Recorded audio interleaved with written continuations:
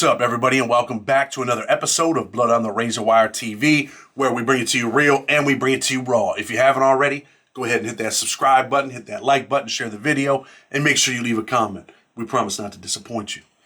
So today, we're going to kind of get into the court docket just a little bit. As most of you know, I spent many years of my life in federal prison, was a jailhouse lawyer, got a bunch of people out of prison, helped a bunch of people. So sometimes we might go ahead and pull up that court docket. We're not TMZ, but we might as well be. Just playing.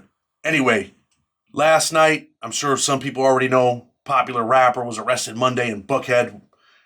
Rapper Young Thug, whose name is Jeffrey Lamar Williams, was arrested at his home after he was indicted in Georgia on street gang charges and conspiracy to violate the state's RICO Act.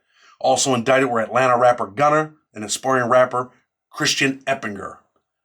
Jeffrey Lamar Williams, who goes by the stage name Young Thug, was charged with participation in criminal street activity and conspiracy to violate the Racketeer Influence and Corrupt Organization Act. When I first seen that, I'm like, damn, man, the feds arrested these cats? But it seems like it was the state that got them, according to the indictment. But we're going to pull the indictments. We'll talk about that in the next couple days or so. The indictment outlines the specific charges against Williams and his 27 associates. Sometimes I just wonder, like, man, what's up with these dudes, man? You're out here getting real money, man. You're doing this, you're doing that, but you're still caught up in the streets, man. And as you know, it seems like this is the time, man. It seems like this is going to be the year when law enforcement is targeting rappers, famous people. This seems like it, man. Things are out of control in every city, as we all know, right?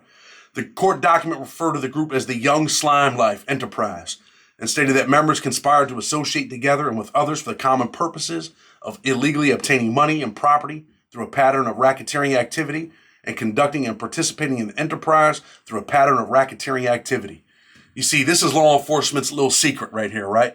That RICO Act, it's hard to beat, man. And the feds and the state, they put this thing together, man, along with conspiracy, where really, man, they don't really need much, and they can convict you.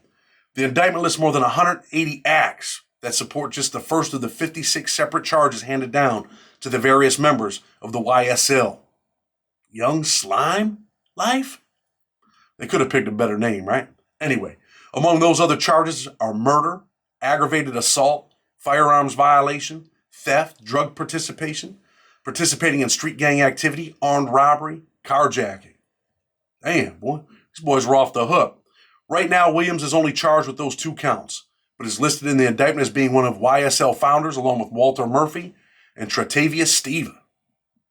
Young Thug's lawyer, Brian Steele, told local media that Mr. Williams committed no crime whatsoever and that he would fight till his last drop of blood to clear him. He will make his first court appearance on Tuesday at 11:30 a.m., so stay tuned. I'm sure TMZ will be in the courtroom. Also indicted on Monday were Atlanta rapper Gunna. Everybody knows who Gunna is, right? Whose real name is Sergio Kitchens, and aspiring rapper Christian Eppinger, who was already in jail accused of shooting an Atlanta police officer 6 times in February. This man definitely didn't want no rap career, man. It was not immediately known if Gunna, who was accused of conspiracy to violate the state's RICO Act, has been arrested. The Young Slime Life Enterprise started as a street gang in Cleveland Avenue, area of Atlanta, in 2012, according to the indictment. Williams, who also goes by the name Slime, along with Murphy, who goes by DK, and Stevens, who goes by Tick or Slug, created it as an affiliate of the National Bloods Gang, the court document states. Williams has been known to reference it in his songs and on social media. The indictment stated that in its 10 years, it has expanded to include the surrounding metropolitan Atlanta area. Some YSL members claim close ties to blood subset gangs, Sex Money Murder, or 30 Deep, the indictment continued. Associates wear red for Bloods and green for Slime.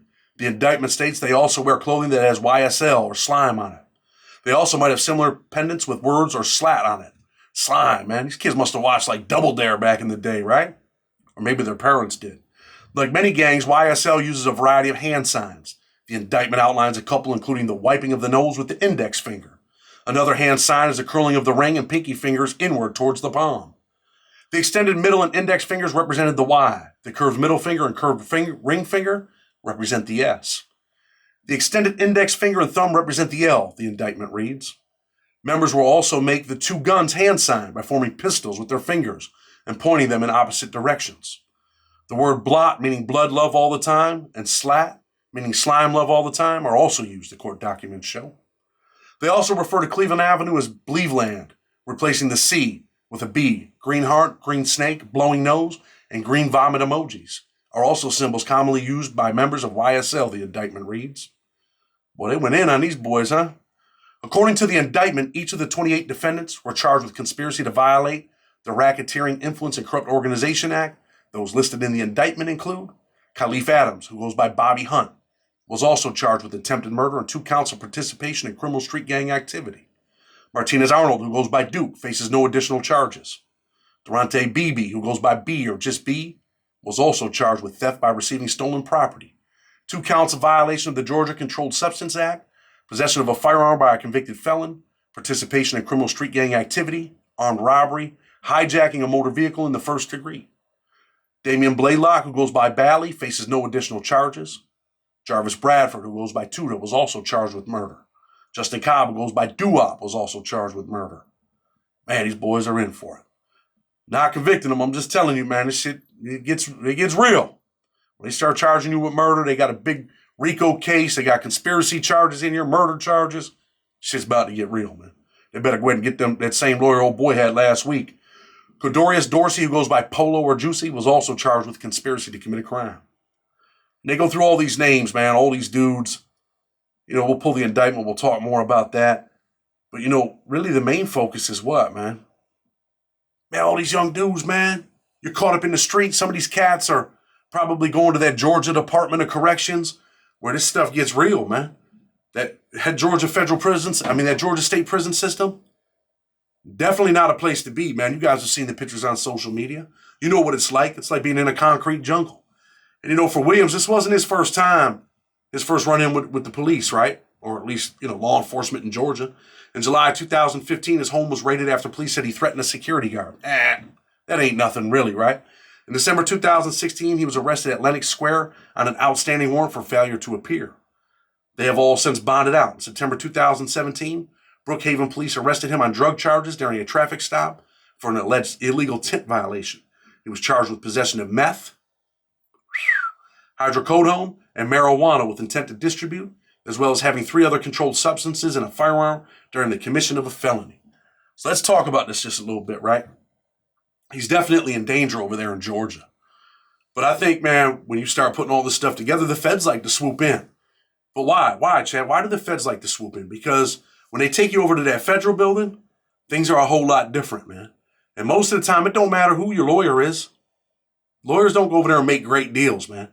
Once in a while, but not always, man. Sometimes for famous people, they can go over there and, you know, shuck and jive and do this and do that.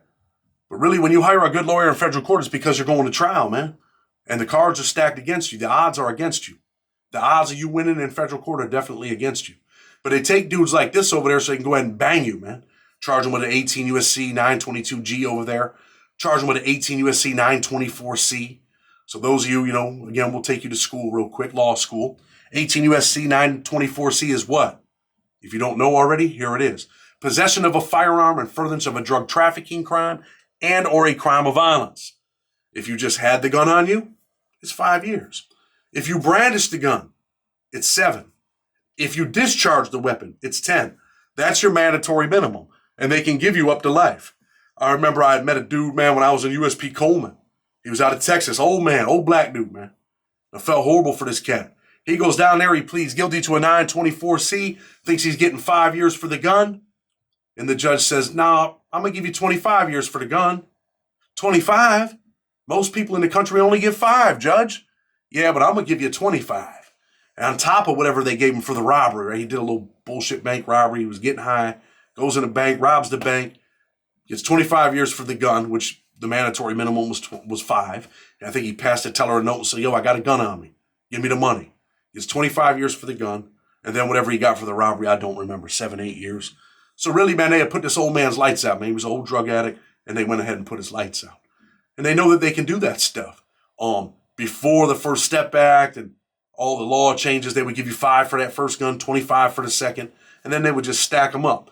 And people don't realize this, right? Let's say you're in a conspiracy and they run in the house. Boom. They bust the house, but they don't get you. You're the boss. You're the leader, right?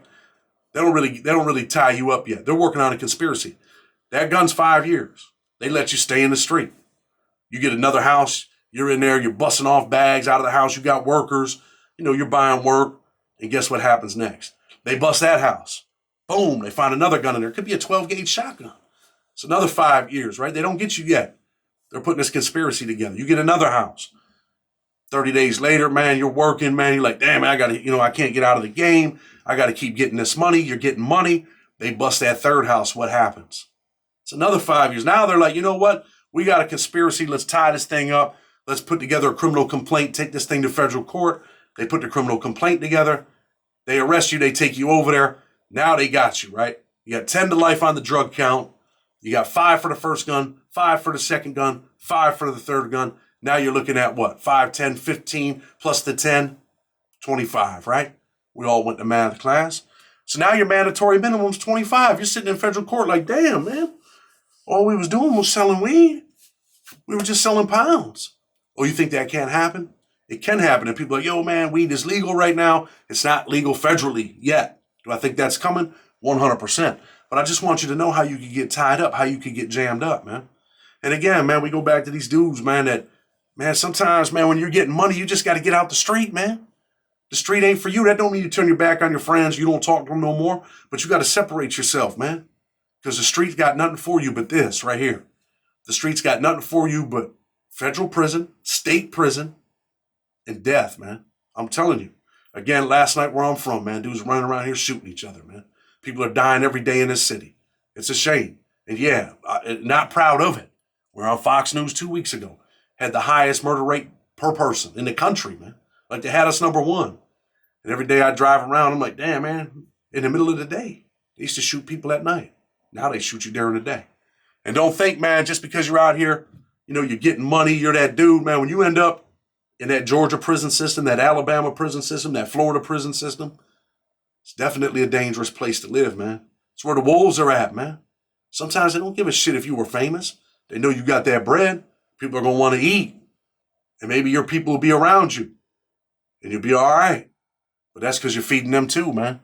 Wake up, man. Not a place you want to be. Blood on the Razor Wire TV with respect. Until later today, we're out.